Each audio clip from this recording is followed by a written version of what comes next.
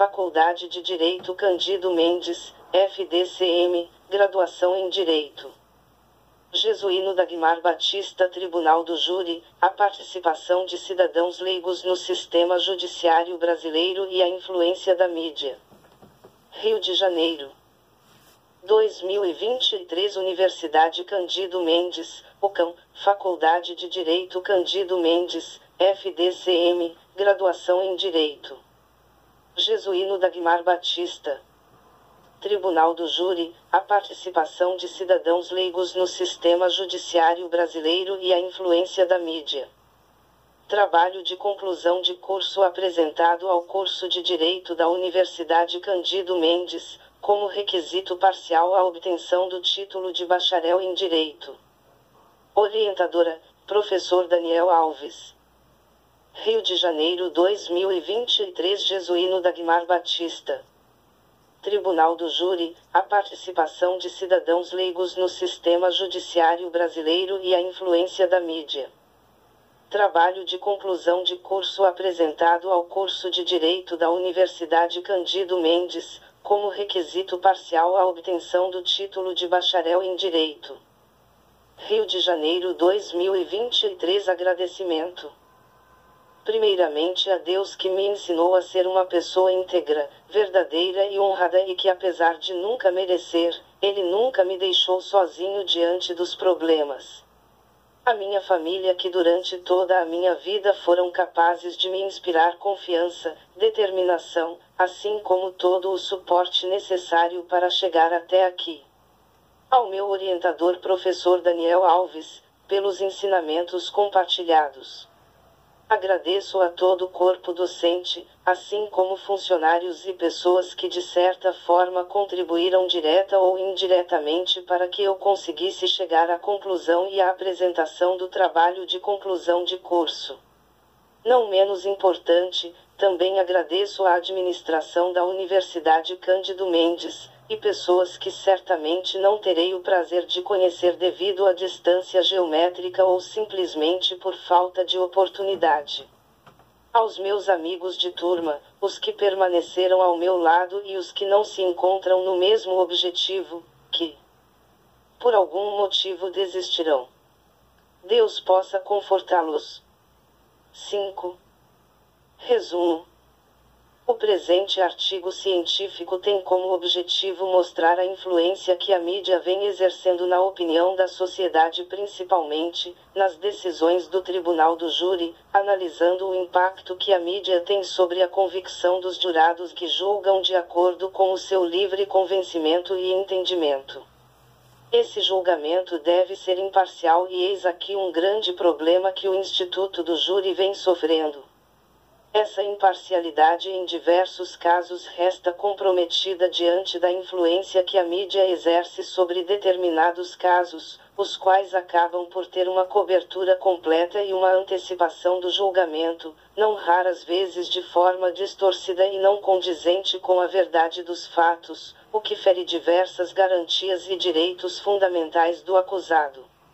Inicialmente, é apresentada uma visão geral e histórica do Tribunal do Júri, ressaltando a sua composição, competência e princípios que regem o tribunal, e ainda transmitindo, de maneira concisa, a importância da participação de cidadãos leigos no sistema judiciário brasileiro através do Instituto do Tribunal do Júri, uma forma democrática de inserção desses cidadãos no mundo jurídico e a sua necessidade de acordo com a Constituição Federal de 1988, a fim de analisar objetivamente esse direito fundamental consolidado, em que aborda a necessidade da participação do povo como jurado em decisões nas quais sejam leigos no assunto e a sua necessária e indispensável cooperação nessas decisões que são de suma importância para a sociedade como um todo. Debatendo sobre a influência que a mídia pode trazer para os casos, trazendo reflexões como democracia ou pura influência. Conclui-se o presente estudo que esse julgamento deve ocorrer pautado no princípio da imparcialidade, contudo, vem sendo afetado pela interferência da mídia, que conta com o avanço tecnológico para pré-julgar o acusado e influenciar a opinião pública com suas informações sensacionalistas, distorcidas e tendenciosas, ferindo deste modo as garantias fundamentais do réu asseguradas pela Constituição Federal. Palavras-chave: processo penal, tribunal do júri, mídia. 6. Sumário. Introdução 7.1.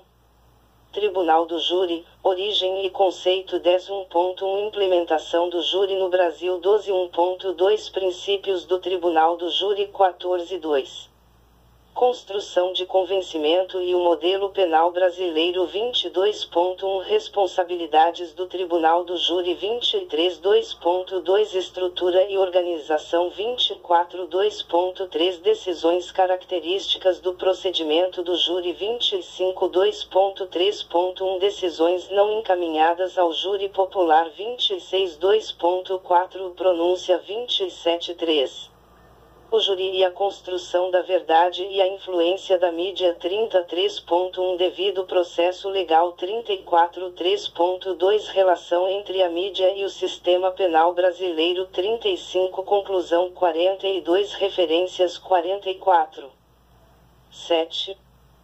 Introdução. O assunto a ser abordado no presente artigo versa sobre a participação de cidadãos leigos no sistema judiciário e a influência da mídia nos julgamentos pelo Tribunal Popular do Júri. A presente pesquisa visa apresentar a relação conflituosa entre a mídia e o processo penal, especificamente no que tange às decisões proferidas pelo Conselho de Sentença. Ademais, busca analisar em capítulos distintos, para melhor compreensão, a origem do Tribunal do Júri, sua evolução histórica, seus princípios basilares, sua estrutura e seu procedimento. De origem indeterminada, esta instituição esteve presente em diversos momentos históricos da sociedade, garantindo a participação popular em seus julgamentos desde a antiguidade, sendo de fundamental importância na atualidade, para a garantia do Estado democrático de direito em nosso ordenamento jurídico brasileiro. O júri configura-se como um instituto polêmico e, apesar de ter sofrido mudanças durante o longo do tempo, jamais modificou sua essência, que tem como alçada julgar os crimes dolosos contra a vida, os então versados crimes de imprensa, e que provocam grande repercussão midiática.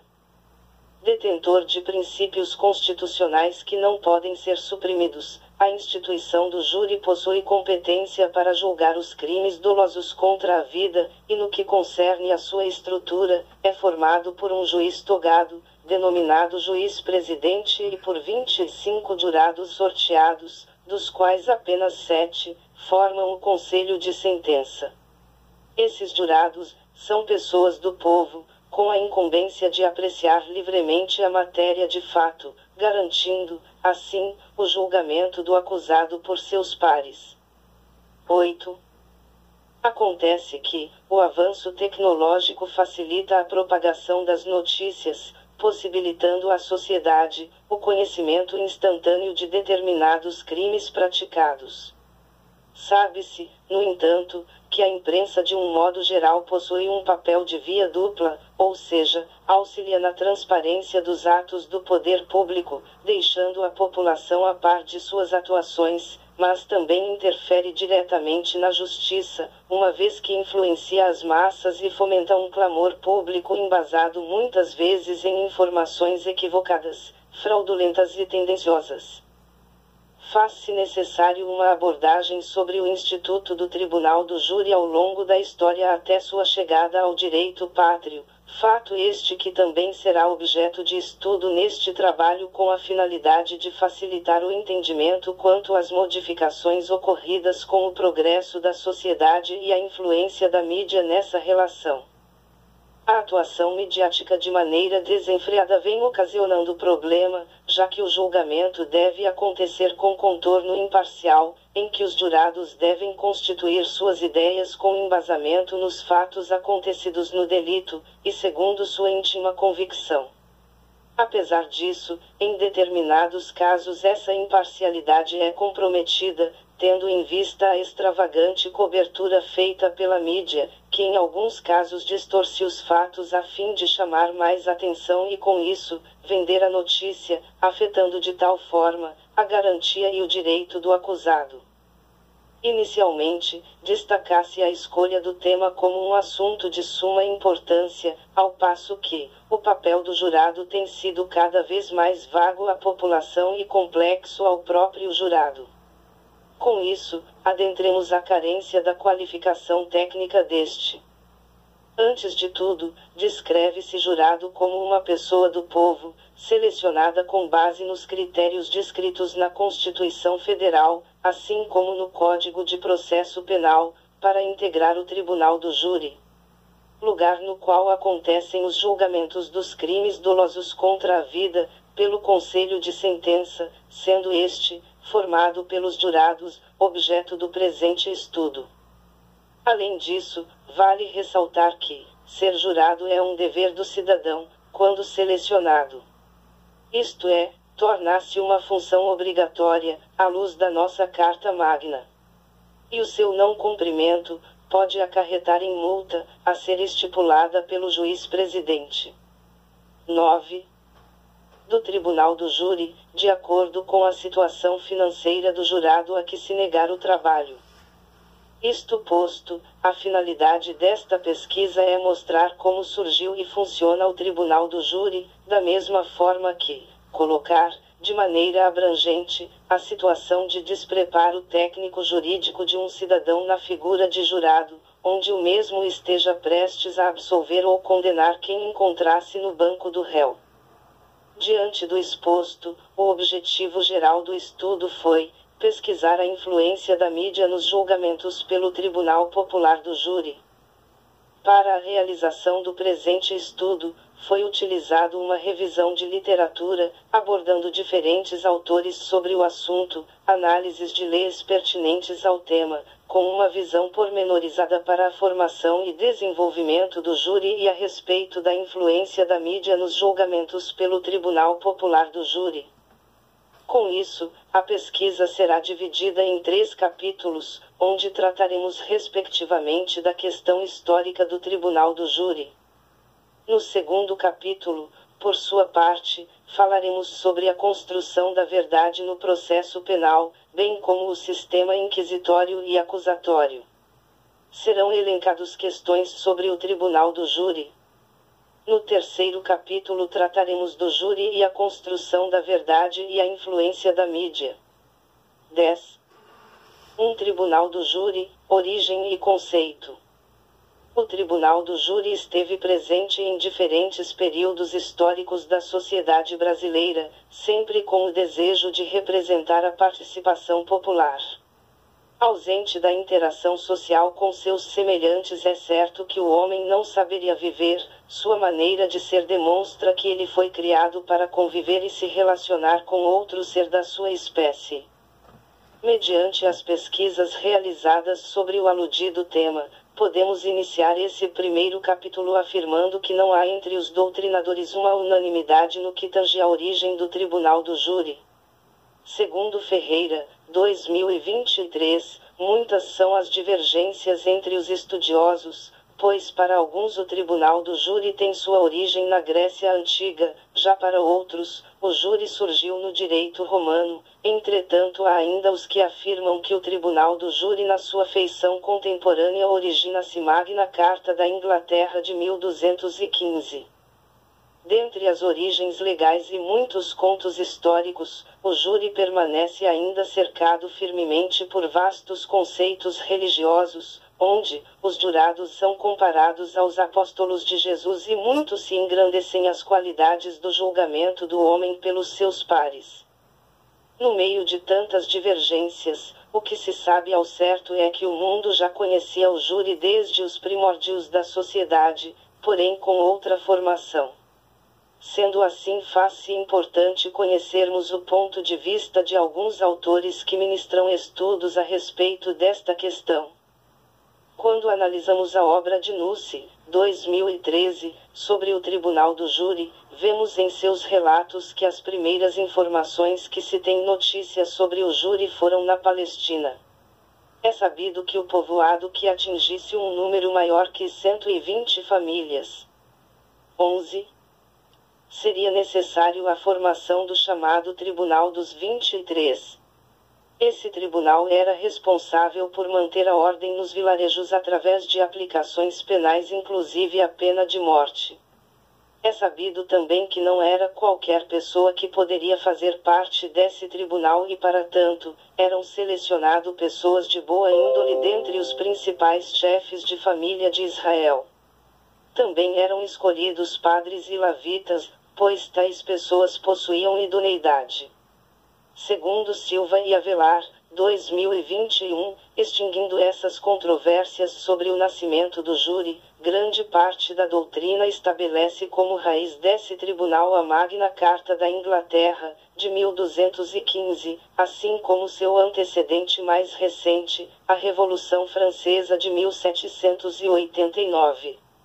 Já no cenário das leis maceicas, diz os escritos bíblicos que Jetro, sogro de Moisés, em certa feita foi visitá-lo e acrescentou um belo refrigério à sua vida, pois percebeu que seu genro estava muito cansado na lida com o povo. Hebreu, julgando causas e mais causas, orientando, dando as sentenças cabíveis para cada situação apresentada, e isso era interminável. De tal modo, é constatado que nas leis maceicas existem determinadas nuances características da instituição do júri fundamentada no julgamento colegiado popular dos crimes de forma oral do rito, refletindo assim um tribunal democrático e homogêneo, garantindo a imparcialidade nas decisões. Rangel, 2018, informa que no Brasil colonizado, ocorre um processo um tanto quanto curioso.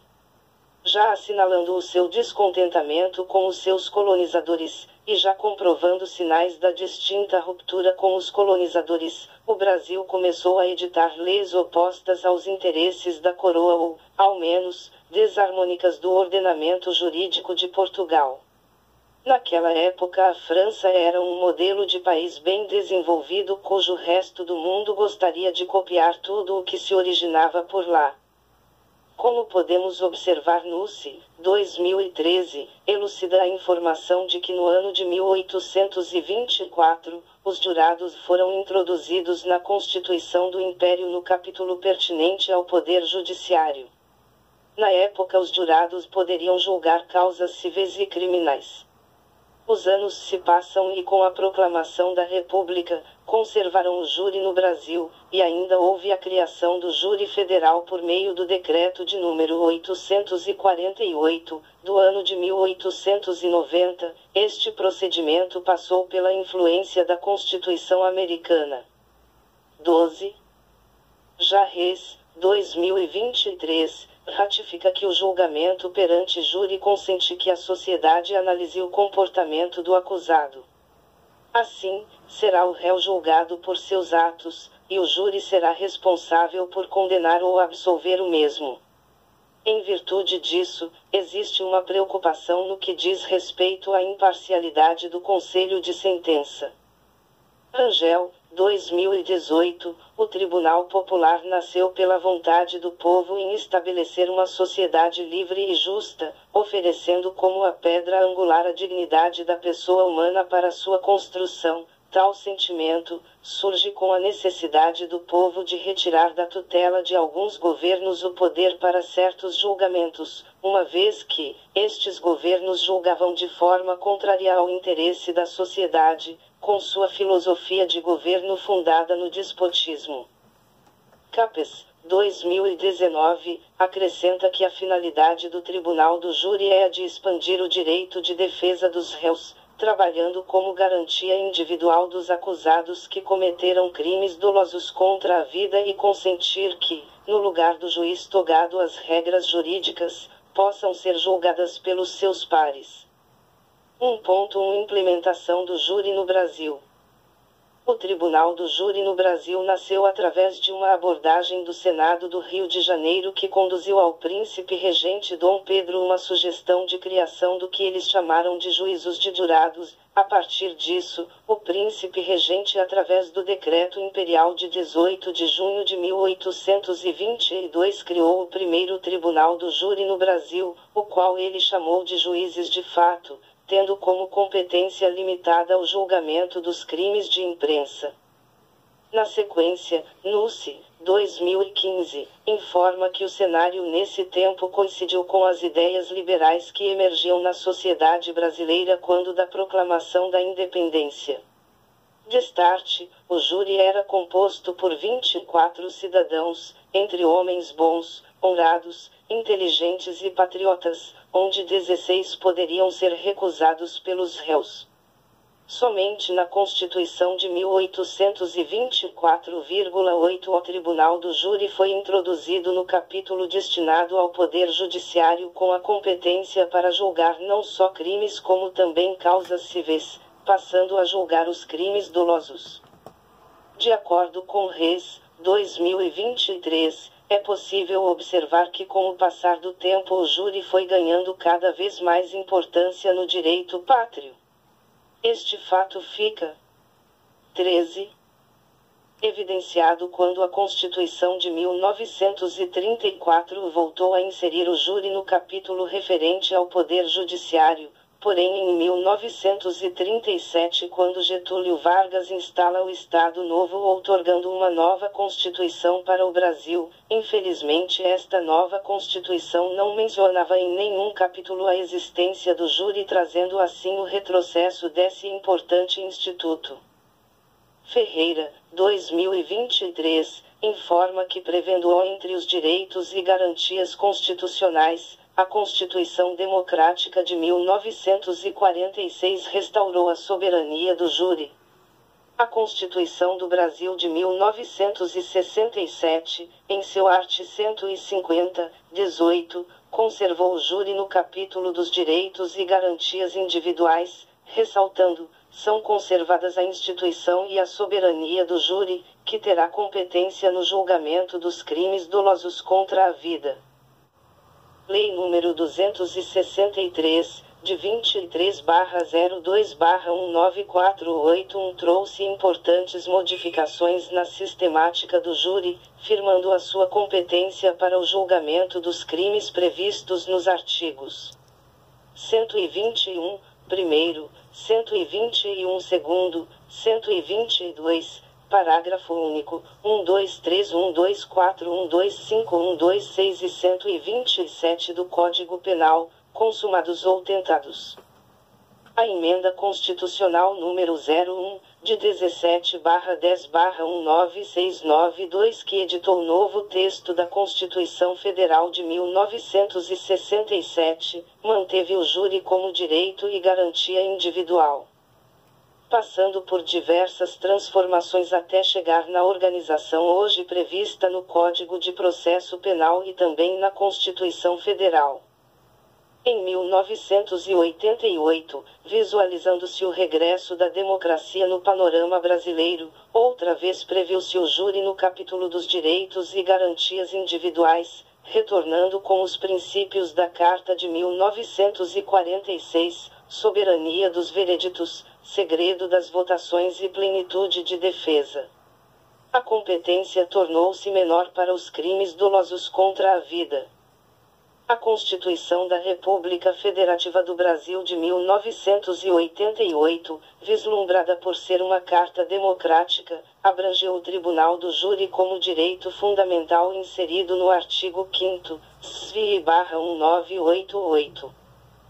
http://www.planalto.gov.br/civil/constituical/constituical46.htm2 http://www.planalto.gov.br/civil/1939/1949/L263.htm. 14. Destacar-se que, tal inciso e suas alíneas, o poder constituinte o abrigou passando a levar em consideração o mesmo uma cláusula pétrea, ou seja, não pode haver alteração, nem mesmo por meio de emenda constitucional. Constitucional. O júri encontra-se previsto dentre os direitos e garantias individuais, artigo 5º, SVI, CF. Tal situação chegou a gerar uma controvérsia em relação a ser a instituição não um órgão do Poder Judiciário, mas um organismo político, desligado do Judiciário, cujos jurados cumpriam o seu direito à votação, como cidadãos na destreza da cidadania, Res. 2023. Assim sendo, Res. 2023, elenca que o Tribunal do Júri possui legislação no Código de Processo Penal. Tem em sua composição um juiz de direito, presidente, e de 25 jurados. Para cada sessão, ocorre um sorteio dentre os 25, sendo sorteados 7 para compor o conselho de sentença. É a inusitada instituição que consente ao cidadão brasileiro tomar parte nos contextos de um dos poderes da República, o Judiciário, sendo estimado como um direito humano fundamental. 1.2 Princípios do Tribunal do Júri. Em relação aos princípios do Tribunal do Júri, a Constituição Federal de 1988 afiança a plenitude de defesa, já que a defesa corrobora uma duplicidade em seu aspecto, em defesa técnica e autodefesa. Segundo Távora, 2021, a primeira, de natureza obrigatória, a que é exercido por profissional habilitado o defensor, que pode ser um advogado constituído pelo imputado ou até mesmo um defensor público, já a outra espécie de defesa e uma faculdade do imputado, que pode efetivamente apresentar a sua versão dos fatos através de sua explanação sobre o ocorrido, onde poderão ser alegados todos os meios de defesa possíveis para o convencimento dos jurados, não rejeitando os contextos não jurídicos, tais como políticos, sociológicos, religiosos, morais, etc. Prossegue o supracitado autor ressaltando que se trata de uma defesa plena que não venha criar brechas que surja no exercício da atividade de defesa. Távora, 2021. 15. Janassif, 2009, enfatiza que o princípio mesmo encarando o Constituinte de 1988 o princípio sobre amplitude de defesa, art. 5 graus, LV, CF, construiu ainda ao status de direito fundamental o da plenitude de defesa, com manifesto excesso conceitual. Nestor Távora, 2021, ainda ratifica que a extensão desta plenitude de defesa é tão ampla, que o Superior Tribunal Federal tem o posicionamento favorável em caso que o imputado apresente tese de sua autodefesa divergente à de seu defensor deve prevalecer as considerações da defesa técnica, mas parte da doutrina entende que deve-se levar em conta as duas teses ao conhecimento dos jurados. Ainda segundo o supracitado autor, no que tange ao respeito ao sigilo das votações sugere no voto e o local em que este voto vai ser proferido, o ato de votar se demonstra o meio, em que alguém se manifesta para um verificado curso que pode alterar segundo o aspecto analisado por aquele que pronunciou o voto. Por isso, este sigilo faz-se por imprescindível, para que se impeça uma intimidade entre as decisões dos jurados, o que caso acontecesse todos professariam o mesmo curso em suas decisões causando uma eventual votação unânime. Távora, 2021. Nassif, 2009, aborda a questão da sala especial para impedir a influência no julgamento no Tribunal Popular. As votações acontecem em uma sala especial, com a presença das pessoas indispensáveis ao ato processual que são, o juiz presidente do tribunal, os jurados que compõem o conselho de sentença, o membro do Ministério Público, o defensor ou o advogado devidamente constituído pelo réu e os auxiliares da justiça indispensáveis ao ato. Esta superproteção deve ser para proteger-se Livre manifestação postulados pelos jurados. Livre, já que eles devem ter consciência e responsabilidade social quanto aos papéis desempenhados, e ainda por estarem immunes às interferências externas para pronunciarem o seu veredicto e ainda, amparo e uma forma descoberta para que o conselho de sentença não sofra qualquer tipo de represália. Ainda de acordo com Nassif, 2009, a incomunicabilidade dos jurados certamente que enverde para o sigilo das votações, pois não haveria boa-fé no processo de votação caso não fosse velado este instituto. O sentido do que é soberano e aquele que pronuncia a primeira ou última decisão, em uma apreciação simples do vernáculo, cuida-se de supremo acima não. 16. Existe outro. Desta forma, em direito do Estado, e aludido à soberania nacional, NUSS, 2015. A Constituição Federal de 1988 em seu art. 5 graus, incisos X, a linha C, faz previsão à soberania das decisões que são proferidas pelo Tribunal do Júri, assim, as decisões proferidas pelo Tribunal do Júri não poderão ser modificadas pelo juiz que preside do julgamento, e muito menos por Tribunal Superior. No entanto, é necessário sinalizar que, mesmo que as decisões sejam soberanas, a legislação infraconstitucional prevê a possibilidade da sessão ser anulada e que uma outra venha a ser realizada. Todavia, os tribunais superiores não modificarão o mérito da decisão, como prevê o art. 593,3 suas alíneas e 1 graus do CPP. Pode-se verificar que a Constituição em seu texto faz a menção à competência para os delitos dolosos contra a vida e não apenas para eles. O princípio do estado de inocência foi consagrado pela Constituição Federal de 1988, contudo seu marco primitivo ocorreu em 1789 na Declaração dos Direitos do Homem e do Cidadão e sendo em seguida albergado na Declaração Universal dos Direitos do Homem no ano de 1948. Ainda foi consagrada pela Convenção Americana sobre Direitos Humanos no artigo 8º, número 2.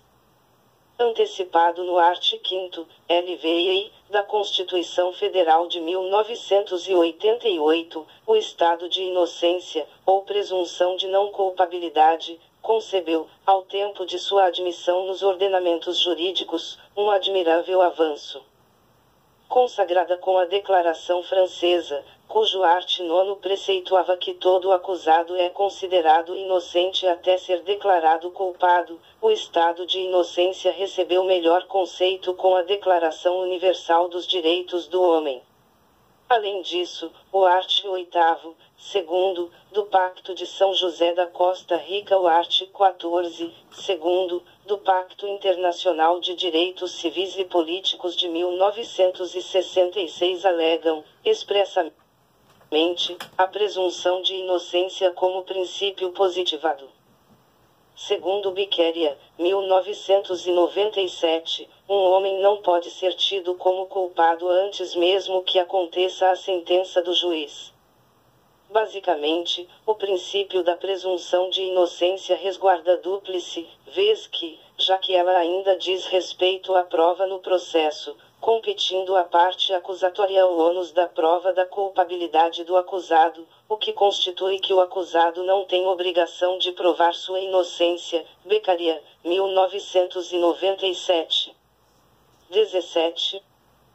Em relação ao estado de inocência aparecerão diferentes interpretações doutrinárias no que tange à aplicabilidade da presunção de inocência. Alguns doutrinadores minoritários perceberam que a Constituição de 1988 não abrangeu a integralidade da inocência, contudo a não culpabilidade. Sustenta-se que não se pode presumir a inocência, já tem a instauração da ação penal e um suporte ínfimo de provas. Na realidade, o que se pode presumir é a não culpabilidade, até que seja reconhecida judicialmente. Cunha, 2012, ratifica que a forma como são divulgados os fatos tidos como criminosos institui na população a indistinção entre suspeito e condenado. É formado no inconsciente da população a ideia de que o acusado é culpado do crime a ele atribuído. A imprensa passa a condenar antes mesmo que o acusado tenha direito à defesa. Percebe-se então que a presunção de inocência é, provavelmente, o princípio mais violado pela mídia. Esta deve zelar pelo conteúdo e forma das informações prestadas, sendo-lhe vedada a divulgação de qualquer excesso capaz de gerar na opinião pública a ideia de culpa sem que se tenha ainda uma decisão judicial passada em julgado neste sentido. Cunha, 2012.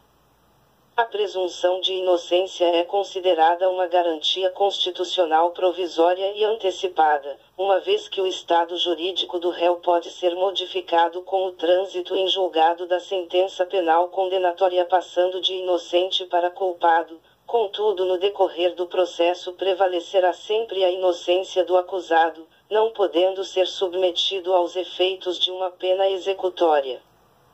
Visando garantir o Estado democrático de direito, a regra é que todo o processo é público, excetuando-se aqueles que devem tramitar em segredo de justiça, seja por interesse social, ou por defesa da intimidade das partes quando assim o exigir, conforme artigo 5 graus, inciso LX, da Constituição Federal, que dispõe, a lei só poderá restringir a publicidade dos atos processuais quando a defesa da intimidade ou o interesse social o exigirem.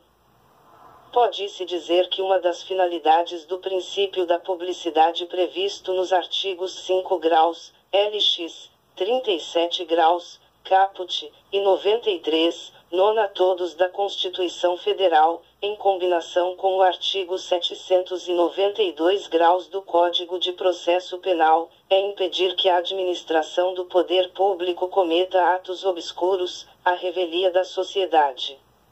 Garantindo dessa forma: 18. A imparcialidade, a responsabilidade do Estado juiz, e de um modo geral a transparência da justiça, possibilitando a participação efetiva da população, e facilitando o controle social sobre o poder judiciário. Segundo Lima, 2016, no tange ao princípio da plenitude de defesa, nota-se que muitos o tratam como sinônimo do princípio da ampla defesa, sob o argumento de que, embora elencados de forma diferente, porém não propositalmente pelo legislador constituinte, possuem a mesma finalidade. Contudo, tal pensamento é questionável por alguns doutrinadores, os quais entendem que não há que se falar em sinônimo, haja vista que entre eles há uma diferença substancial, no modo e nos meios empregados para a defesa do acusado. Em outras palavras, no processo criminal comum, a ampla defesa se dá através de todos os meios admitidos em direito, podendo ser feita de forma regular e satisfatória, evitando-se a todo custo o seu eventual cerceamento.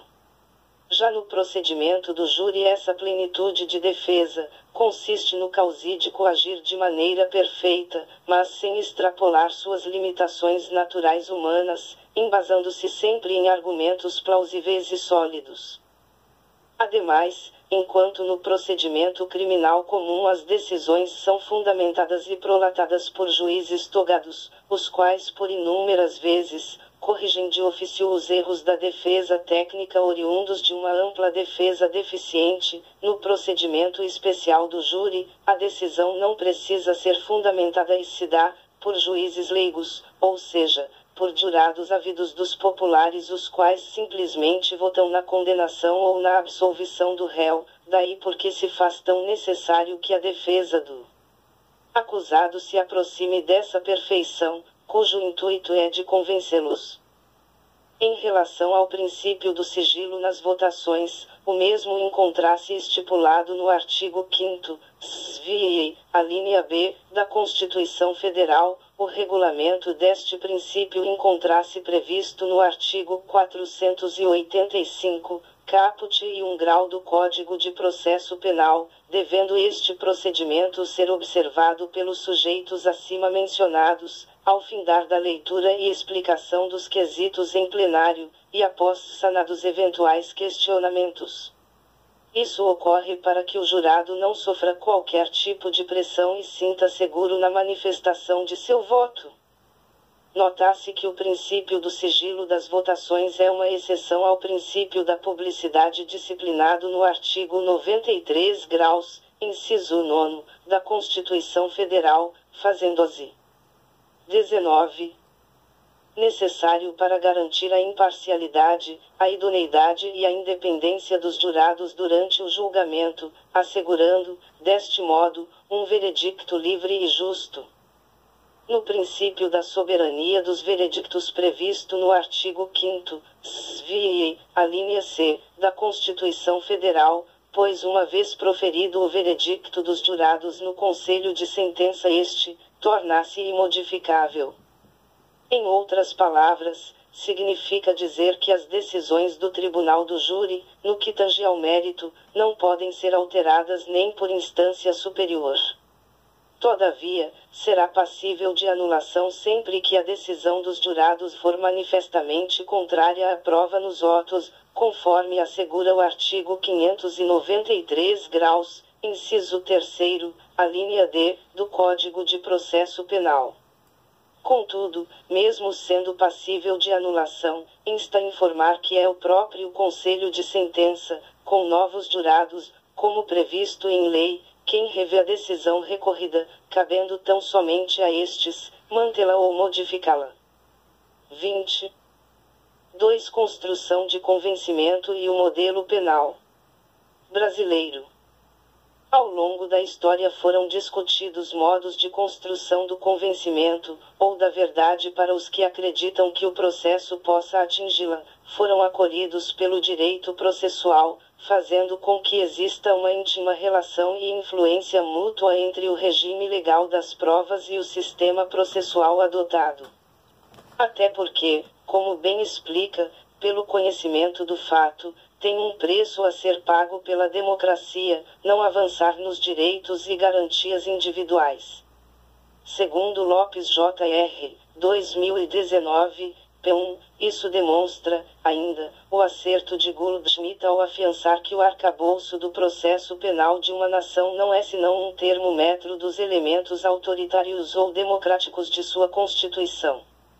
Partindo dessa experiência, o predomínio de um ou outro sistema não é mais do que um trácito do direito passado ao direito futuro.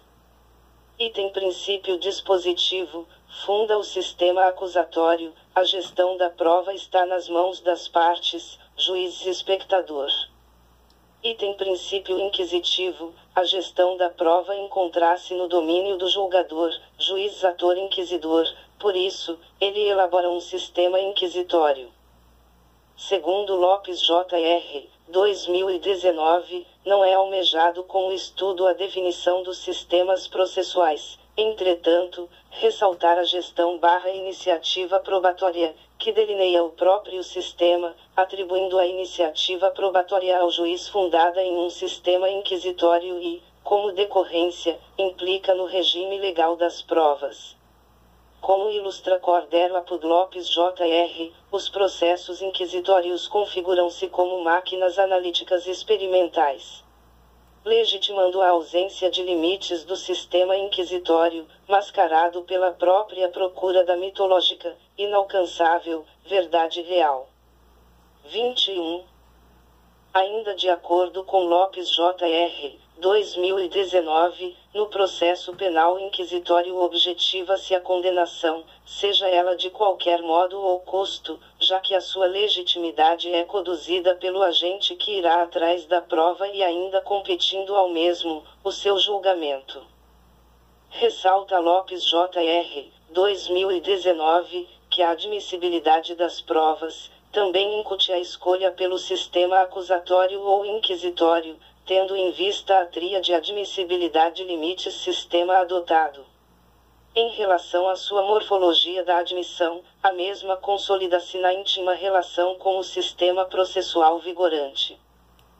Tal pressuposto acima elencado contribuiu para que o sistema inquisitório fosse desacreditado, como assinala Goldschmidt Apud Lopes Jr., 2016, que o erro psicológico de acreditar que uma mesma pessoa possa desempenhar funções contrárias, como julgar, acusar e defender, ou mesmo em questões probatórias, ter iniciativa probatória, alcançar o juízo de admissibilidade e conduzir sua produção.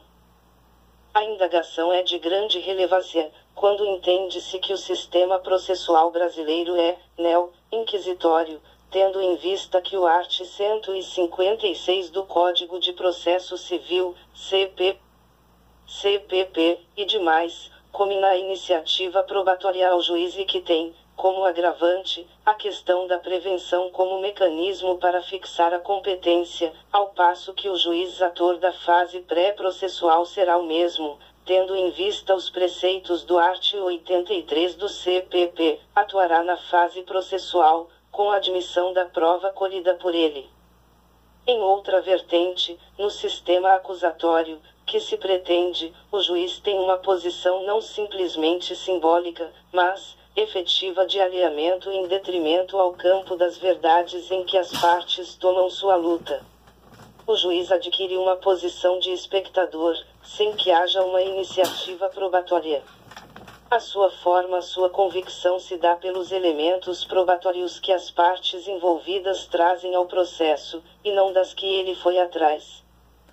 Vale destacar que tais questões são essências no quando se trata de avaliar o art. 156 do CPP, que confere poderes instrutórios ao juiz antes de existir processo, estabelecendo de tal modo um sistema inquisitório substancialmente inconstitucional. Segundo Arruda, 2023, as regras e garantias processuais penais transformam-se segundo o tipo de processo penal seguido. Como o direito é diligente. 22.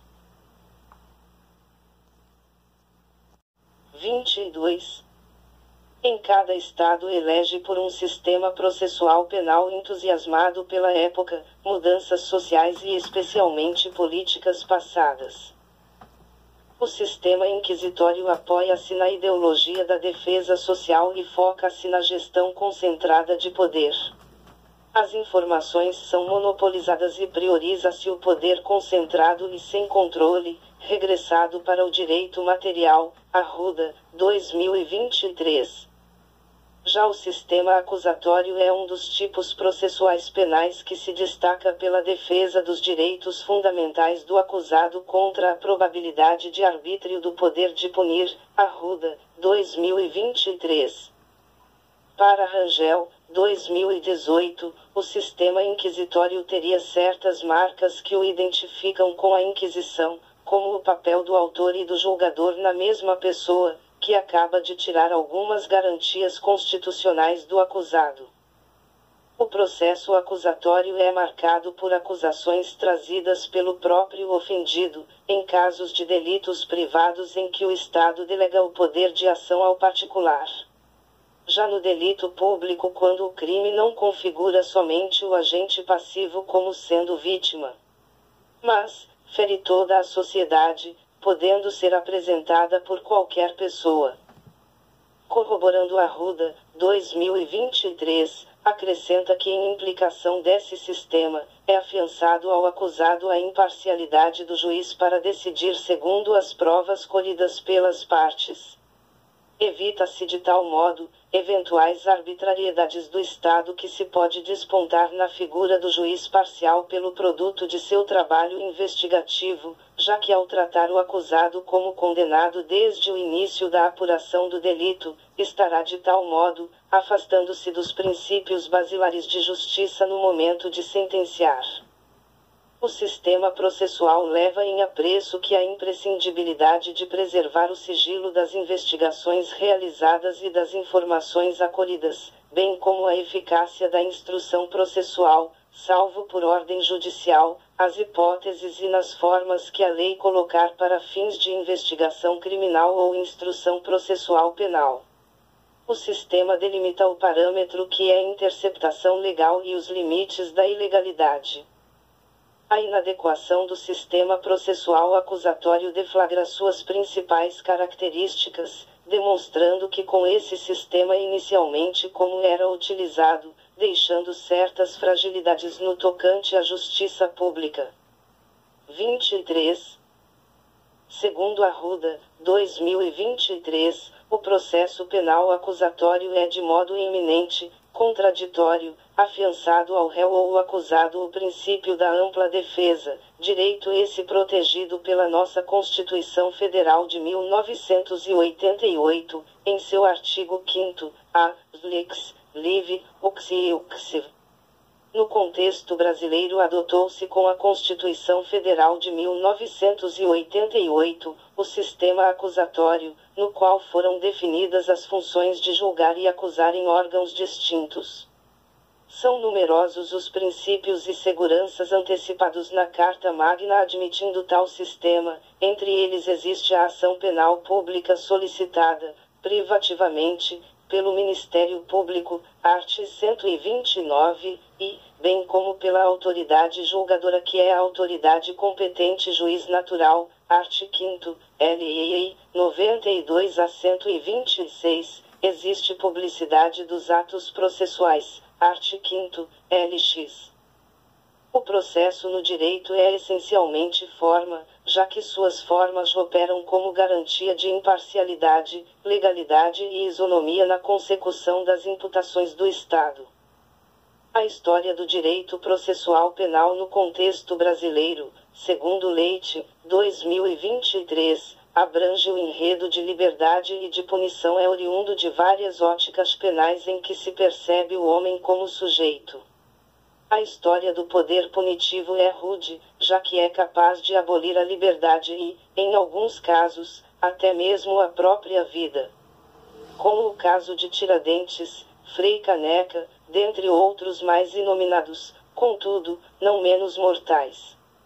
O direito processual diversamente do direito penal se incumbe na definição de crimes e atribuição da pena. É o direito que procura a regulamentação do modo como é comprovada a veracidade sobre o fato típico e, ainda da responsabilidade criminal. Ainda versa sobre o modo pela qual a decisão judicial deve definir o conflito entre o interesse de punir e o interesse de liberdade que surge com o crime. Da definição acima, constata-se que é o ramo do direito que informa quando, o motivo e de que forma uma pessoa pode ser presa. É um instrumento concreto, inerente ao conjunto dos atos praticados. Ele ainda busca a composição da lide penal que tem características categóricas quer para o contexto jurídico e para a sociedade. 2.1 Responsabilidades do Tribunal do Júri. O Tribunal Popular do Júri em sua natureza defende as garantias constitucionais do acusado assegurando um julgamento neutro e legítimo, procurando 24. Esclarecer as circunstâncias e promover a procura pela verdade diante dos casos concretos. Atualmente, inserem-se na competência do júri os seguintes crimes: homicídio doloso, CP, art. 121, infanticídio, art. 123, participação em suicídio, art. 122, e o aborto, art. 124 a 127, tentados ou consumados. Tais crimes seguirão o procedimento especial previsto nos arts.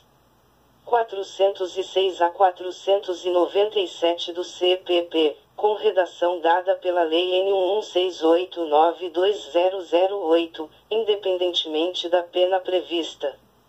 No entanto, a responsabilidade desdobra-se entre os crimes contra a vida especificadas no Código Penal, sendo o primeiro o de homicídio, que está listado na lei no art. 121 do CP que ordena acerca da ação de tirar a vida de uma pessoa, CAPES, 2019. O próximo crime considerado pelo Tribunal do Júri é o infanticídio, regulado através do que dispõe o art. 123 do CP que preconiza matar, sob a influência do estado puerperal, o próprio filho, durante o parto ou logo após.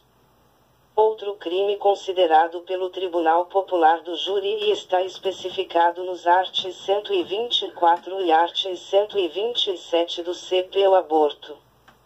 Os fatos elencados evidenciam uma responsabilidade mínima, já que a Constituição Federal não apresenta restrições acerca do assunto. Neste âmbito, não existiria prejuízo para a cláusula pétrea se ocorresse um aumento da responsabilidade do Tribunal Popular do Júri, desde que estes crimes estejam ligados a algum ato ilícito maior, que seja de responsabilidade do Tribunal do Júri. 2.2 Estrutura e organização. Atualmente, o procedimento utilizado pelo Tribunal do Júri é extremamente formal, o que conclui em uma certa demora para sua organização e sessões.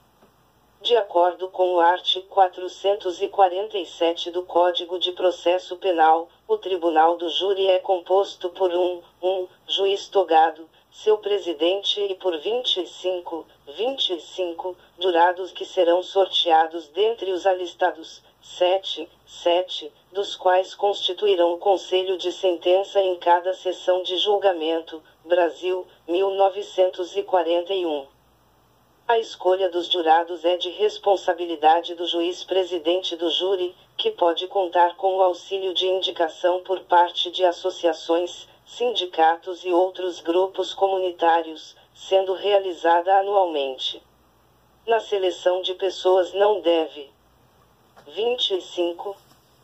Existir a distinção social, nem a preferência por pessoas em destaque, mas sim a idoneidade. Os critérios para alistamento se baseiam em que o cidadão seja maior de 18 anos, tenha cidadania brasileira e notória idoneidade. Em relação às pessoas isentas do serviço do júri, o CPP lista em seu artigo 437 como, por exemplo, o presidente da República, os militares em serviço ativo, entre outros. A quantidade de jurados listados encontra-se no artigo 425 do CPP.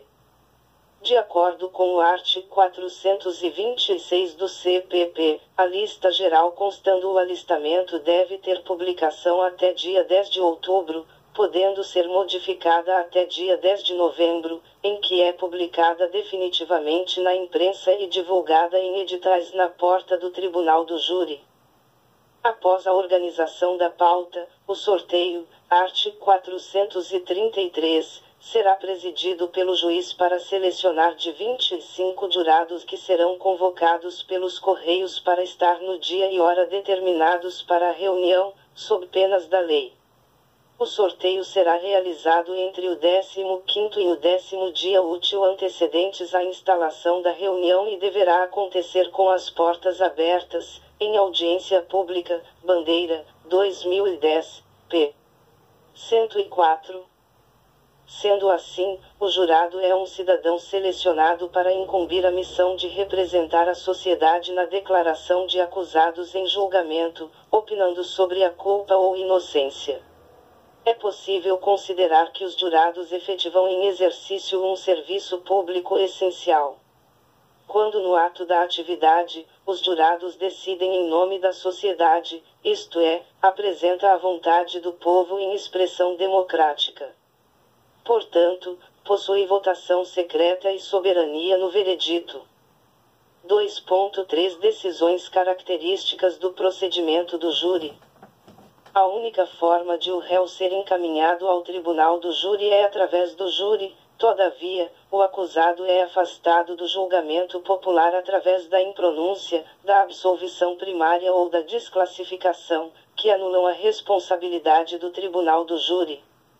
Sendo assim, NUSS, 2015, p. 803, afirma que 26.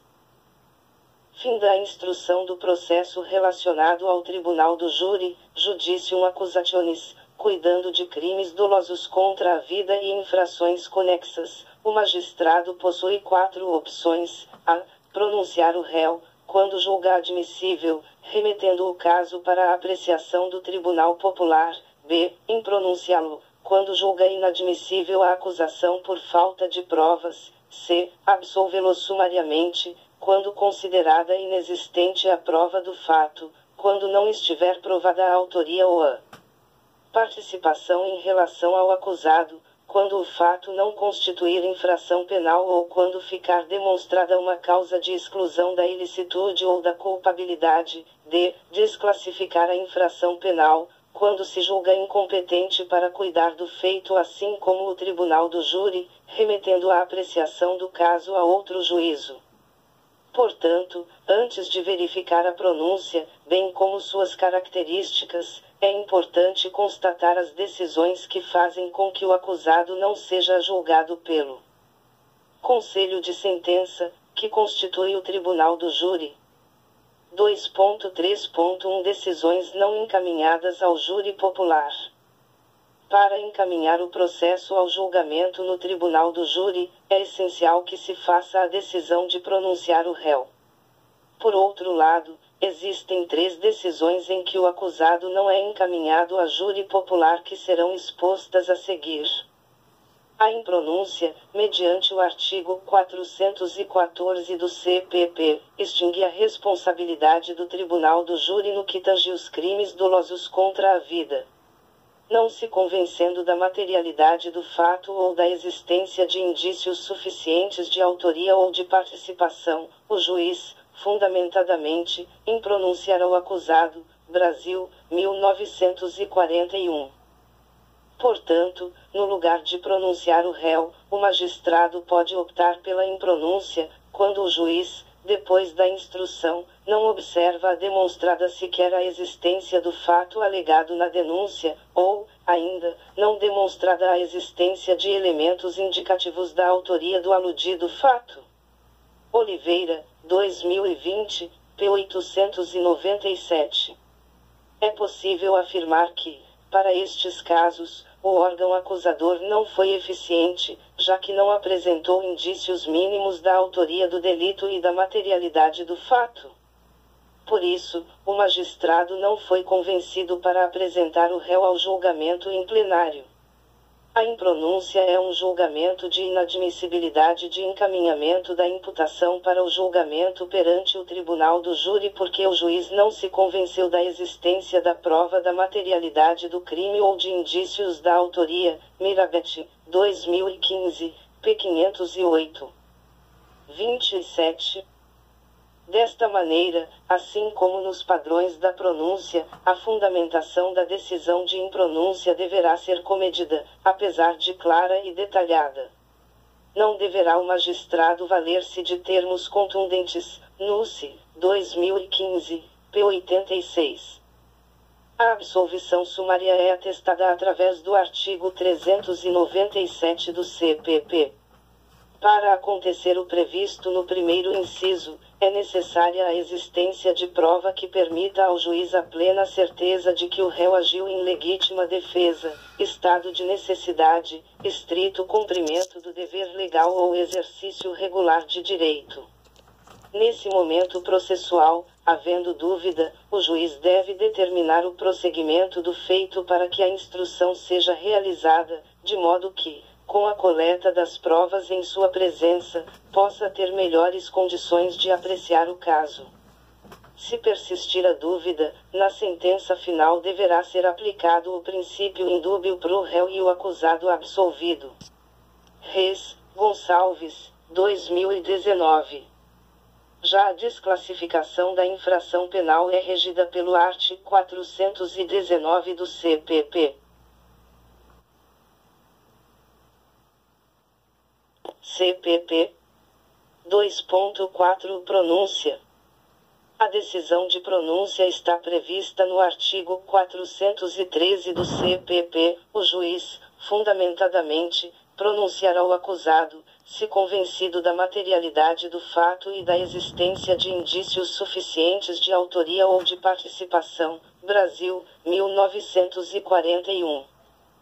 sobre a decisão de pronúncia, NUSS, 2015, apresenta que, apesar de ser uma decisão interlocutória mista, a mesma possui as mesmas características de uma sentença, devendo ter a elucidação do que acontecer no processo como um todo, fundamentação que aborda o porquê de o juiz considerar adequado levar o acusado a plenário, e dispositivo, em que o magistrado deverá apresentar o artigo infringido pelo acusado. Pelo que expressa o artigo 413 do Código Processual Penal, ao proferir o acusado, o magistrado precisa fazer de forma baseada e, desde que certificado da materialidade do fato e presença de provas satisfatórias de participação ou autoria do crime. De acordo com Rangel, 2018, p. 1007, os requisitos da decisão de pronúncia são dois: materialidade do fato e indícios suficientes de autoria ou de participação, art. 28. 413, CPP, com redação dada pela Lei N. 1168920008. Dessa forma, ao concluir o ensinamento do processo relacionado ao tribunal do júri, o magistrado, se certificado da razoabilidade da acusação, deverá arbitrar o réu levando o caso para julgamento do Tribunal Popular. Cabe ao magistrado, em se tratando de sua justificação, impedir qualquer protesto que acarrete julgamento ou reprovação dos denunciados, não sendo isto preciso para a apresentação do fato ou de sua autoria. Também compete ao juiz privar-se de adjetivos capazes de estabelecer a sua disposição absolutória ou condenatória relacionada ao comportamento referido do pronunciado. Relevante ressaltar que, na pronúncia, o magistrado precisa também citar a norma ou trecho de lei em cuja sanção julgar em curso o acusado, assim como precisa estar, também, os recursos do tipo e os fatos qualificadores e as causas de ampliação de pena. O magistrado citará também se o crime foi tentado ou consumado. Não competirá referência das causas de redução de pena, assim como dos fatos atenuantes ou agravantes, e ainda não poderá, o magistrado, realizar menção ao concurso de crime, como expressa o artigo 413 do Código Processual Penal. Vale destacar que o art. 418 do CPC deixa aberta ao juiz a chance de, na deliberação da pronúncia, conferir um conceito jurídico diferente da constante acusatória, até se a pena se tornar mais severa ao réu. O julgamento em plenário é a segunda e última etapa do protocolo, abrangendo o preparo do processo para o julgamento. A constituição do Conselho de Sentença está previsto no art. 447 do Código Penal Processual, que diz que o Conselho de Sentença será constituído por 7 jurados, sorteados entre os 25, os quais adequadamente alistados formarão o mencionado Conselho.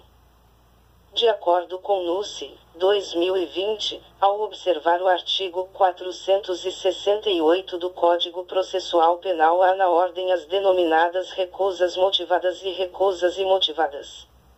Enfim, depois de observado que estão inseridas na urna as células relacionadas aos jurados, o magistrado que preside do tribunal do júri irá sortear para a formação do conselho de sentença, conforme dispõe o artigo 467 do Código Penal Processual.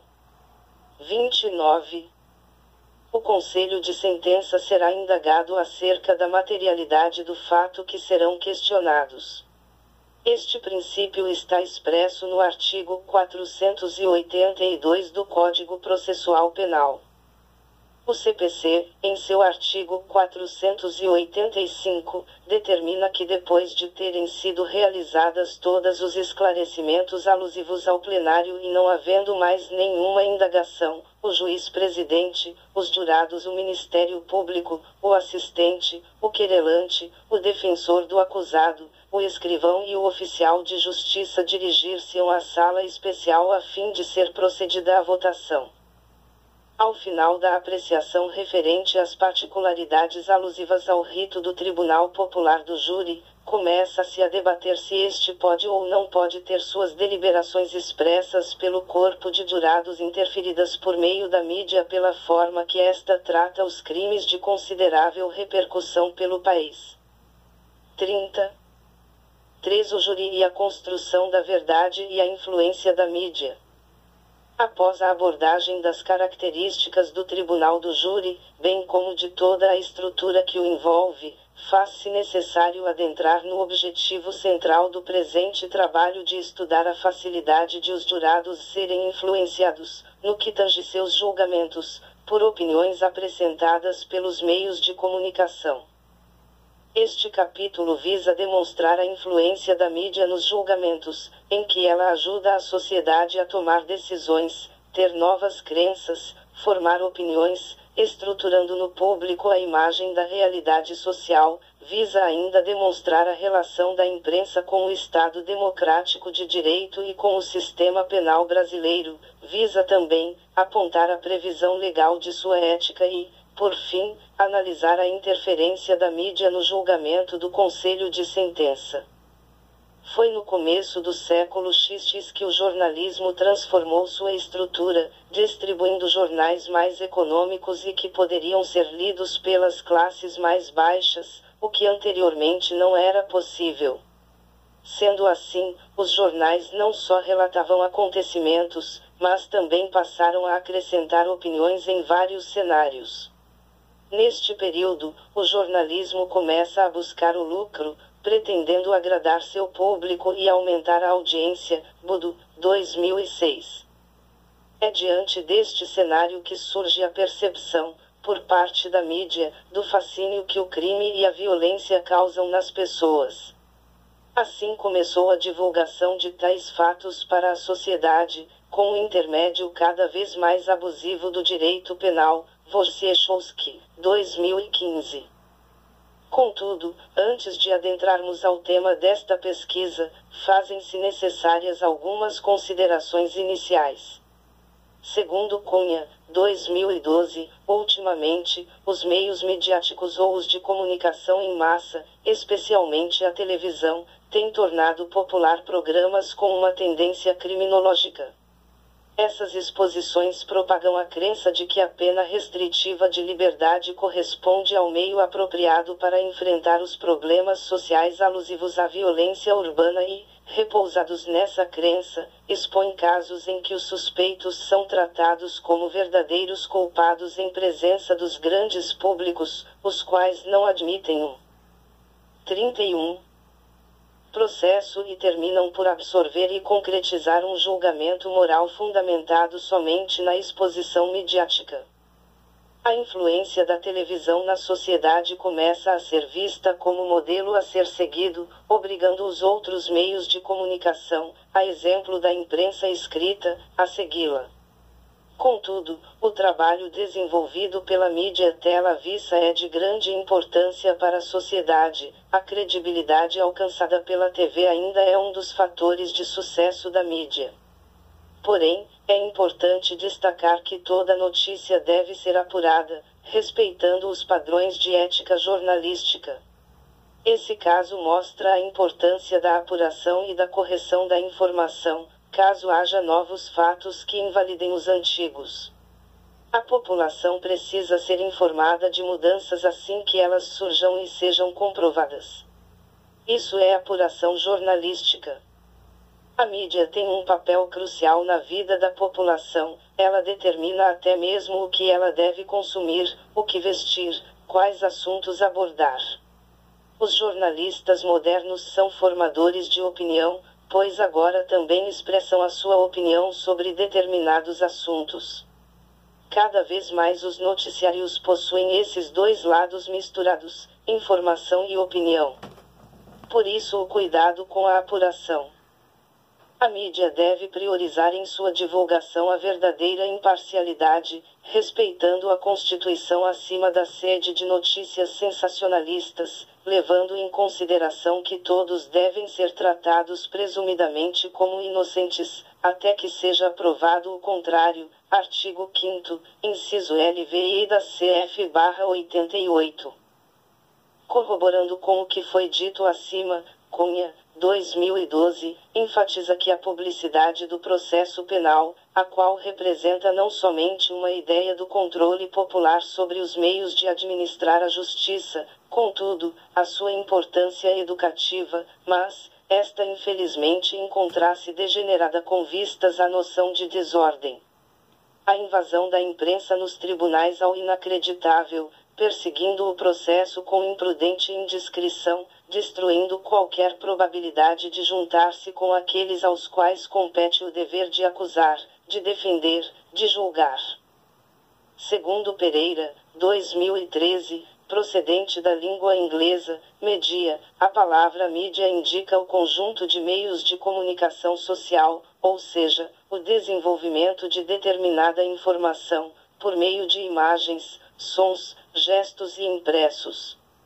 Com a consolidação da televisão como nova tecnologia da comunicação, o núcleo dos 32 estudos mudou. Importa recomendar que entre as décadas de 50 e 60, a televisão já detinha larga influência. Vidino, 2014, ratifica que desde a década de 1950, há um crescente número de estudos tem se preocupado em pesquisar as decorrências das atividades da mídia sobre a imparcialidade dos jurados. Essas pesquisas buscam elucidar até que ponto a imparcialidade dos jurados será ou não afetada pela sua prévia exposição a determinadas publicações não pertinentes ao caso criminal sob julgamento. Na Constituição da República Federativa do Brasil de 1988 encontra-se expresso, no inquérito do art. 5º, que ninguém será processado nem sentenciado senão pela autoridade competente.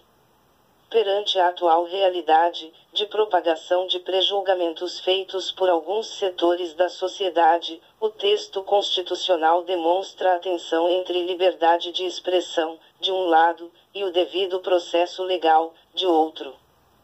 O supracitado autor prossegue ressaltando que toda vez que um caso criminal de grande repercussão surge nos Estados Unidos, vem à tona uma antiga inquietação com as ocasionais decorrências da mídia sobre a administração de justiça. De fato, o que se teme é de questionar sobre até que ponto as publicações desfavoráveis ao acusado, que, comumente são veiculadas à exaustão midiática, poderão influenciar negativamente o júri, pondo em risco os direitos constitucionais do acusado à realização de um justo julgamento, com um júri imparcial ou ao devido processo legal. Vidino, 2014. Vidino, 2014, esclarece que com o desenvolvimento das tecnologias de comunicação e de informação, e o aumento do interesse da população nas reportagens policiais, o número de casos criminais que recebem uma intensa e contínua cobertura da imprensa vem aumentando ano após ano. Isso significa que existe um crescente número de acusados sendo julgados em condições desfavoráveis e perigosas. Assim, com relativa frequência, presencia-se o destino dos réus ser decidido por júris compostos por pessoas que foram previamente expostas a informações potencialmente prejudiciais acerca do caso concreto a ser julgado. Uma situação como essa representa uma séria ameaça não apenas ao direito constitucional dos réus a 33. Um julgamento justo, perante um júri imparcial, mas a outros direitos de igual importância, que são fatalmente afetados em decorrência de uma injusta condenação. Quando instituído, o júri gerou polêmicas, principalmente no que tange às decisões dos jurados em casos especificamente técnicos, em que leigos não possuem a capacidade para um julgamento com imparcialidade. Isso se torna ainda pior quando um crime atinge uma repercussão grande. O avanço da tecnologia está cada vez maior, em que tempo e espaço não são mais barreiras intransponíveis. Com a mídia tendo mais meios, acaba difundindo mais informações, que em quantidade exacerbada pode dificultar a estruturação de concepções próprias do público. A exposição dos acontecimentos, quando exagerada, ocasiona uma certa cegueira na população. Bitsoto, 2015. É diante deste cenário que os crimes dolosos contra a vida sensibilizam a sociedade, que de maneira geral desperta sentimento de indignação e insegurança. Diante do exposto, deduz-se que os jurados de um caso com extensa cobertura de mídia provavelmente terão desenvolvido alguns preconceitos sobre o caso, com base na informação da mídia a que eles já foram expostos. Sendo jurados que não têm acesso à mídia ou às mídias sociais, estes então pensarão mais sobre seu possível julgamento quando se tratar de chegar a um veredicto. Desta forma, a imprensa e seus jornalistas devem ser prudentes no momento de relatar os fatos criminosos, pois uma mensagem distorcida pode causar impactos e danos irreparáveis à pessoa que foi objeto da notícia.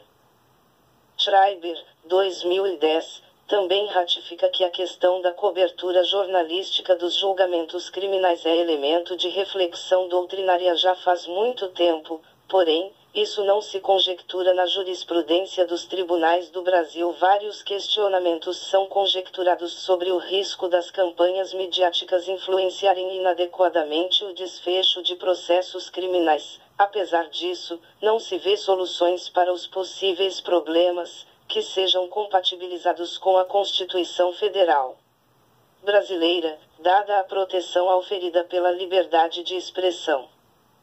Ainda segundo Schreiber, 2010, o acontecimento de um crime é um episódio público, sua apuração e punição tornam-se de interesse coletivo, e o Poder Judiciário, órgão responsável pela função política estatal, que tem membros não escolhidos pelo voto popular, deverão agir de forma transparente e estarem sujeitos ao escrutínio.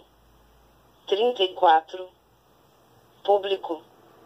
Tais pressupostos não impedem que se investigue como o crime e o criminoso são tratados segundo os meios midiáticos no Brasil e que se averigue que o padrão jornalístico tomado nesse tema pode vir a transgredir direitos fundamentais de pessoas acusadas da prática de ilícitos. A influência da mídia não é imediata, mas sim, progressiva e construída para sua própria sustentabilidade. Segundo Bobbio, 1997, todo poder traz grandes responsabilidades e consequências, sejam elas boas ou más. A mídia tem um poder ideológico muito grande e isso pode e é utilizado na inserção de novos conceitos, seja na moral, moda, comportamento e etc. Diante do exposto, observa-se que a mídia e sua influência nos julgamentos encontram-se fortemente ligados, já que o interesse da sociedade tem se voltado para assuntos inerentes a violações das normas penais. De start, os meios de comunicação têm se dedicado a reservar longos espaços e, além disso, passaram a valorizar notícias com conteúdo penal. Estas notícias recebem uma carga massiva de repetições que chegam a perdurar durante dias ou até mesmo semanas. Segundo Cunha, 2012, a divulgação tendenciosa da mídia do delito supostamente cometido pelo investigado pode acarretar transtornos inigualáveis à vida privada do acusado, expondo-o a situação vexatória e de extrema humilhação perante a sociedade, e essa pode ser a pior condenação, que diante da opinião pública, mesmo depois de comprovada inocência, essa não consegue mitigar as marcas que foram deixadas pela certeza da sentença midiática. Assim sendo, constata-se que a interferência da mídia na justiça vem sendo constante, que por sua vez alega estar no seu pleno exercício da liberdade de imprensa, porém muitos direitos constitucionais estão sendo violados por abuso de tal liberdade. Assim, os direitos de personalidade se contrapõem com o direito de informação e o direito de publicidade, que também são direitos tutelados pela nossa Carta Magna. 3.1 Devido processo legal. Os direitos e garantias fundamentais antecipadas no artigo 5º da Constituição Federal de 1988 estão sendo desprezados de maneira acentuada, destaca-se dentre eles o princípio do devido processo legal. De acordo com o inciso 35. LVE do referido artigo, este assevera que ninguém será considerado culpado até o trânsito em julgado da sentença condenatória, ou seja, enquanto a sentença não transitar em julgado os acusados serão inocentes e não culpáveis, sendo assim, não estão sujeitos a sofrer condenações prévias da mídia e da sociedade. No conflito entre a imprensa e a justiça, é válido ressaltar a divergência que acontece entre a presunção de inocência e a liberdade de manifestação do pensamento, ou liberdade de imprensa, haja vista a liberdade de imprensa ser usada para divulgar fatos que se referem a crimes de maneira imparcial e sensacionalista, expondo o acusado de forma pública. Para não influenciar o direito penal, a mídia precisa prestar informações de modo imparcial, sendo que a notícia precisa ser fiel aos fatos ocorridos, sem a intenção de confundir a sociedade, de modo que respeite a presunção de inocência do acusado. Segundo Cunha, 2012, o direito ao devido processo legal vem inaugurado na Constituição Federal L de 1988 em seu artigo 5º, LIV e LV, ao colocar que ninguém será privado da liberdade ou mesmo de seus bens sem que haja o devido processo legal e ao garantir a qualquer acusado em processo judicial o contraditório e a ampla defesa, com os elementos e recursos a ela essenciais. O devido processo legal configura-se como o objeto em que a parte pode conseguir o deferimento de sua pretensão, ou seja, de ver o seu direito resguardado, garantido, com o desígnio de conseguir a solução mais justa ao caso. Essa garantia não serve exclusivamente para as partes, mas ainda tem como meta salvaguardar o próprio processo como fator legítimo do exercício da jurisdição.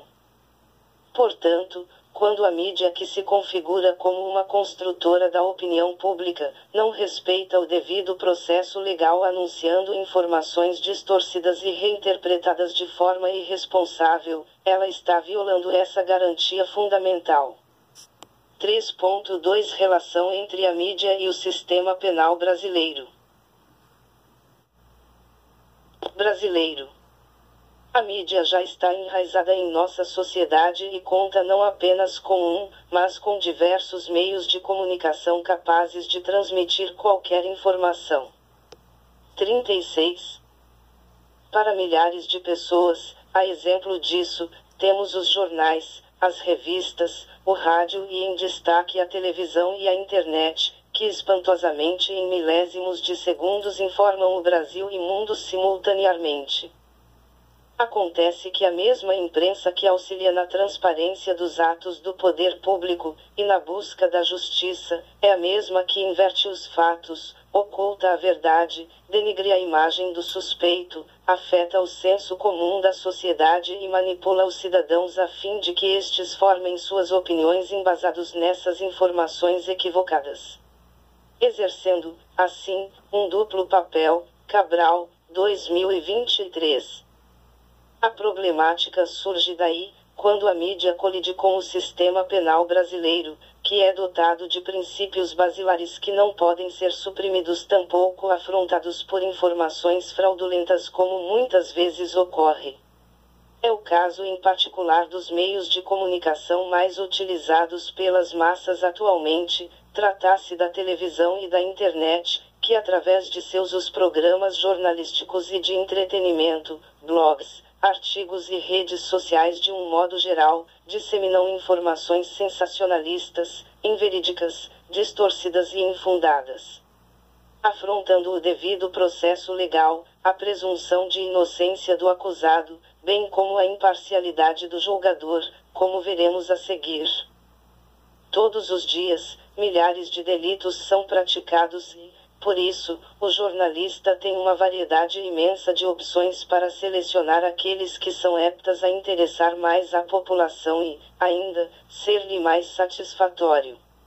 Isto ocorre porque o delito é um problema social e, como tal, interessa e preocupa a maioria das pessoas, tornando-se o fascínio da maioria da população. É, enfim, porque o crime oferece drama, violência, ação, características que oferecem à mídia um elevado potencial noticioso e ficcional. De acordo com Sérgio Checaira, 1995, um dos fatores que avigora este deslumbramento das pessoas em relação à criminalidade é exatamente porque, diferenciando-se do criminoso que não se consente equívocos quanto à condição de pessoas corretas que cada um confere a si próprio. Segundo Andrade, 2009, passados mais de 20 anos após a publicação da Constituição da República de 1988, ainda existem controvérsias entre os direitos resguardados pelos princípios da liberdade de expressão, comunicação e imprensa, e dos direitos afiançados preconizados pelos princípios da personalidade e privacidade.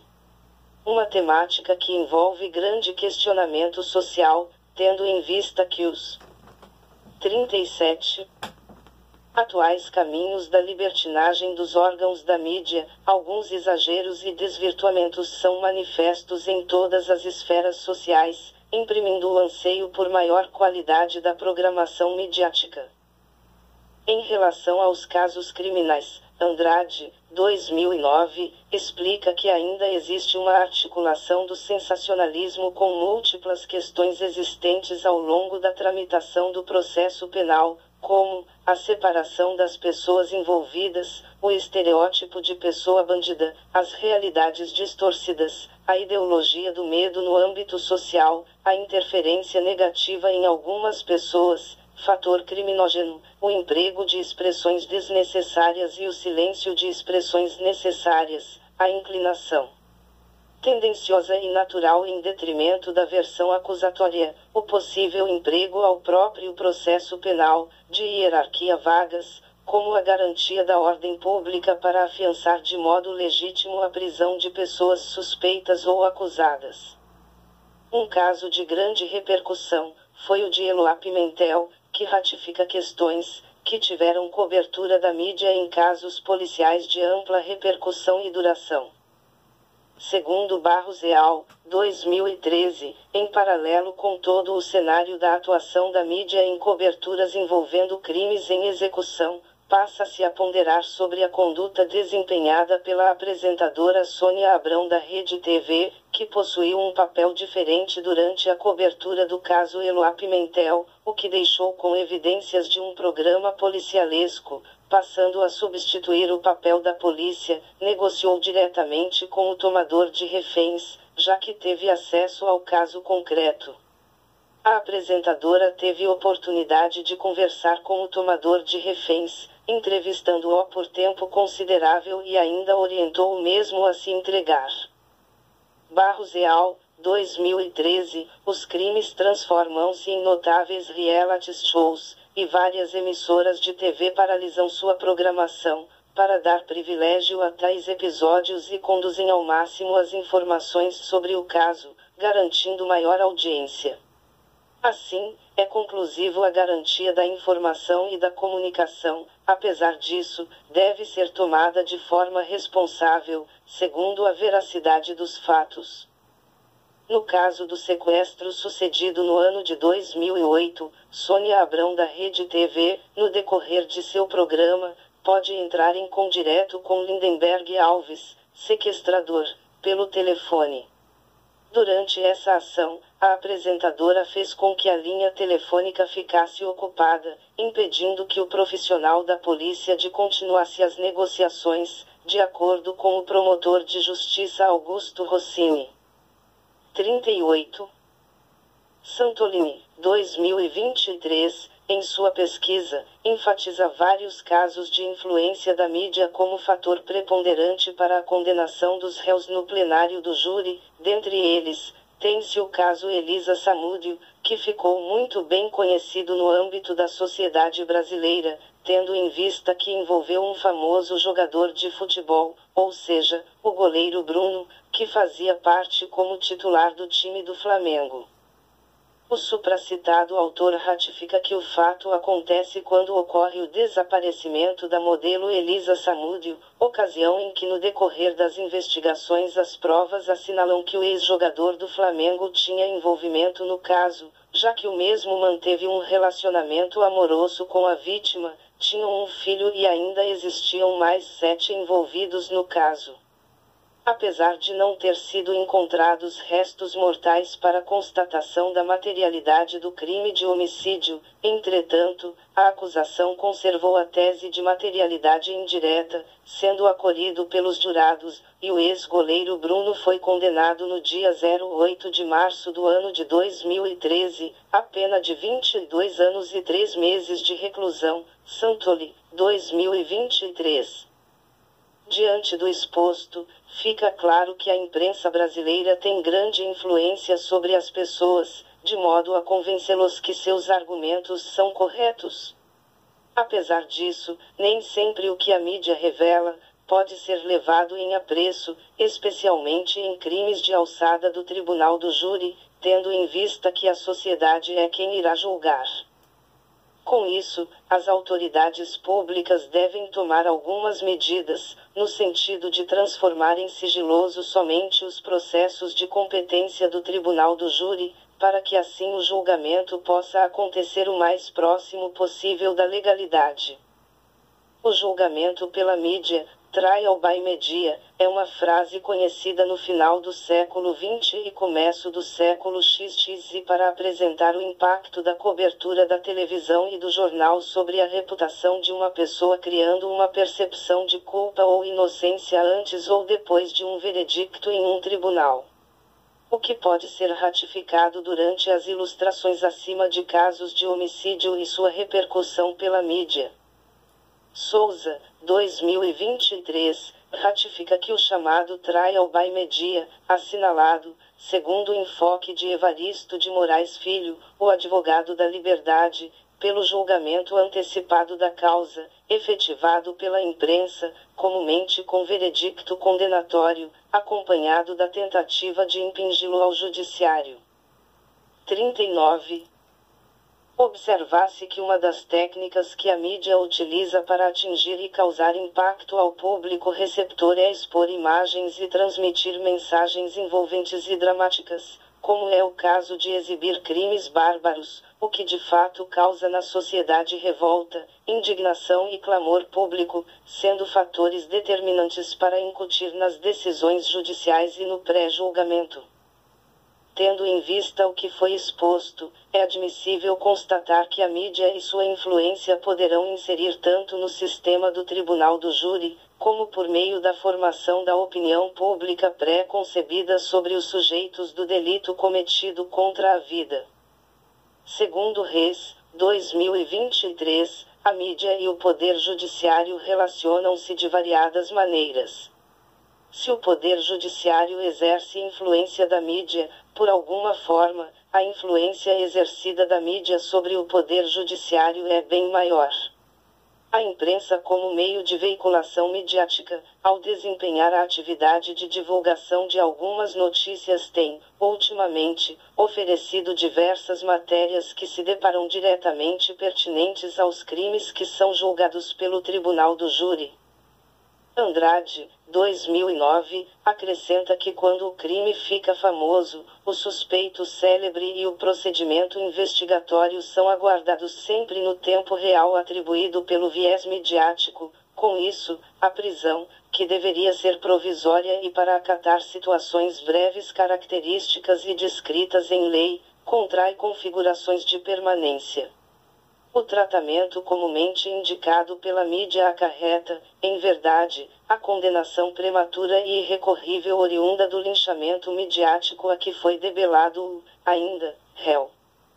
Os crimes dolosos contra a vida, cuja competência pertence ao tribunal do júri, por si só atraem o sensacionalismo da imprensa que visa tão somente crescer à custa do acusado, e quanto mais grave e cruel for crime supostamente por ele cometido, mais repercussão pública terá, pois o avanço tecnológico facilita demasiadamente a propagação de informações, possibilitando o conhecimento dos fatos ocorridos em questão de segundos, interferindo diretamente na imparcialidade dos julgadores. Tendo em vista a repercussão tendenciosa da mídia em pré-julgar e pré-condenar o acusado antes mesmo do devido processo legal, Andrade, 2009. Percebe-se que é muito comum ver principalmente a mídia investigativa transmitindo em rede nacional notícias de determinado caso policial de forma 40. Tendenciosa, criando ou aguçando ainda mais o sentimento de revolta e repúdio na sociedade contra o suspeito.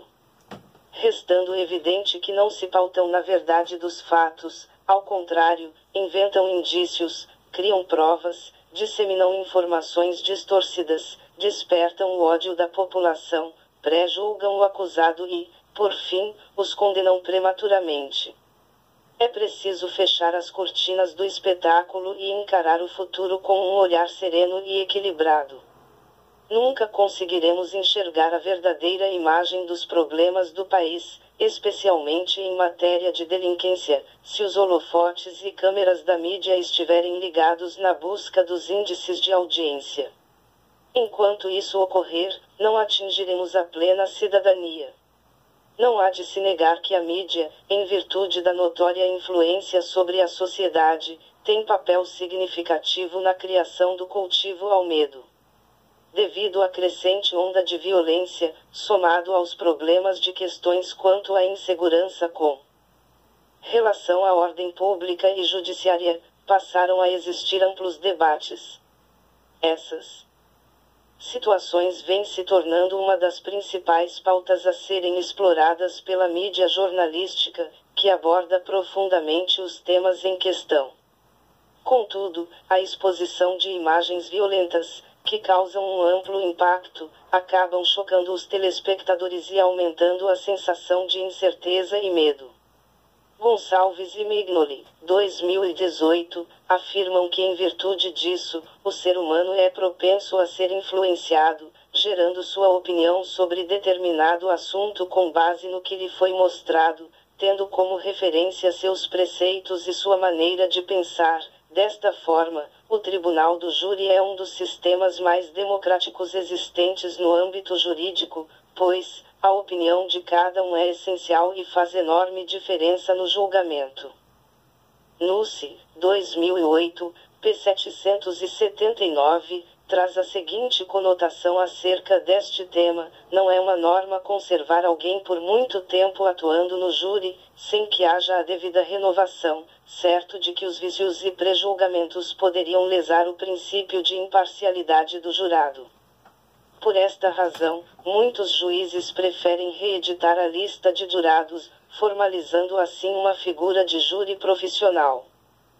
Silva e Avelar, 2021, dizem que os jurados devem examinar o envolvimento de forma justa e decidirem com base na opinião formada por eles, sem a referência de nenhuma regra lícita por serem leigos no assunto, não tendo a responsabilidade de conhecerem tal disposição jurídica. 41.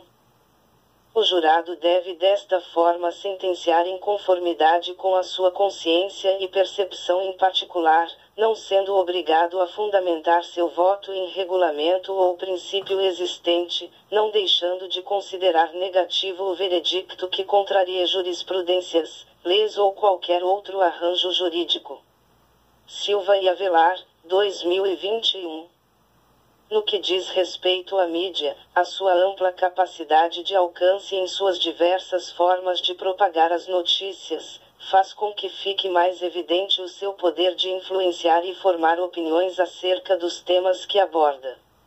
Quanto ao trato de questões penais no âmbito jurídico brasileiro, essa influência traz uma repercussão negativa, pois os fatos noticiados podem vir a não corresponder com a verdade devidamente averiguada, podendo assim lesar o réu em julgamento. 42. Conclusão.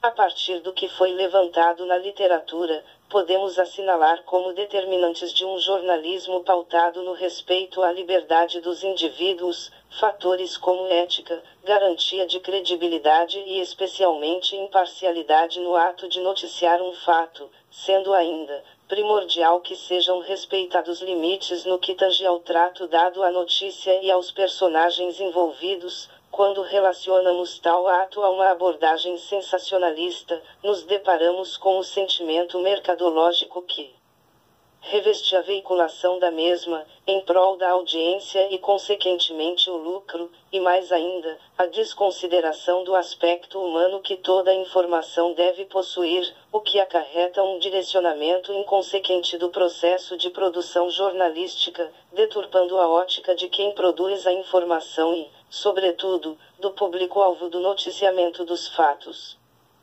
Constatou-se que o tribunal do júri não tem seu funcionamento atual de forma mais apropriada para julgar a prática de crimes dolosos contra a vida, tendo em vista que seus jurados encontram-se despreparados e não têm o ínfimo de conhecimento técnico para concretizar o julgamento. E em grande parte não acompanham o processo em sua etapa preliminar, apenas tomam conhecimento do caso em dia específico do plenário, e por conta disto, ficam atinentes somente ao que é apresentado pela defesa e pela acusação no decorrer dos debates realizados. Tendo em vista o exposto acima, é imprescindível que se tenha um maior controle das decisões enunciadas pelos jurados, já que sendo estes jurados leigos, é abreviado verificar com que embasamento o cidadão foi de fato julgado, não satisfazendo somente que o conselho de sentença empregou de seu bom senso e pessoal convicção. Somado a isso, o jurado não passa por nenhuma responsabilização. Os resultados ainda abrangem que assuntos referentes à mídia, além de violar os direitos de personalidade, ela também infringe diversos princípios constitucionais e processuais. Dentre eles podemos destacar a presunção de inocência ou não culpabilidade, a plenitude de defesa, o contraditório, devido processo legal e etc. Desta forma, os supostos acusados, que podem ser considerados inocentes ou não, já têm seus julgamentos antecipados pela sociedade através da massa midiática. 43. A imprensa, ao manipular a população através das informações que divulga, especialmente acerca de um evento onde há delito, termina por formar a opinião de indivíduos que poderão fazer parte do tribunal do júri, colocando em risco a imparcialidade destes e, assim, fere de forma direta o princípio da presunção da inocência. Existindo, dessa forma, conflito entre a liberdade de imprensa e o princípio da presunção da inocência. Assim, por conta do ponto de vista evidenciado na notícia a ser vista como verdade acerca do acontecimento, nasce um protesto da população pela condenação do acusado na realização do delito, requerendo-se a ação severa do direito penal, precisando a população de um retorno desta área do direito. Protesta-se por direito penal e social no cumprimento do processo e também pedem que o direito penal solucione as questões sociais. Desse modo, pôde-se concluir que a mesma imprensa que auxilia o Estado na realização de suas funções principalmente policiais e beneficia a população com sua fiscalização secundária e informações relevantes acerca de seus direitos e deveres, é a mesma imprensa que deturpa as notícias sensacionalizadas sobre os casos, cria provas contra o réu, manipula a sociedade, incita um clamor público quando lhe é conveniente, viola princípios constitucionais e infraconstitucionais, interfere no poder judiciário e prejudica o julgamento do acusado, que já se apresenta perante o júri, pré-condenado pela mídia e pelas massas. Caso os acusados venham a provar sua inocência, com tanta exposição de suas imagens que jamais a sociedade os verão como pessoas inocentes, ou seja, as vidas destas vítimas não serão facilmente restabelecidas e os transtornos causados talvez sejam irrecuperáveis. Os meios de comunicação, ao transformarem o processo em espetáculo midiático, por horas e horas expondo a figura do acusado nos meios televisivos, tende a levar a opinião pública a um precoce julgamento, travestido de clamor social, e despertando nos cidadãos uma sede por vingança, já que as informações dadas pela mídia buscam privilegiar a acusação.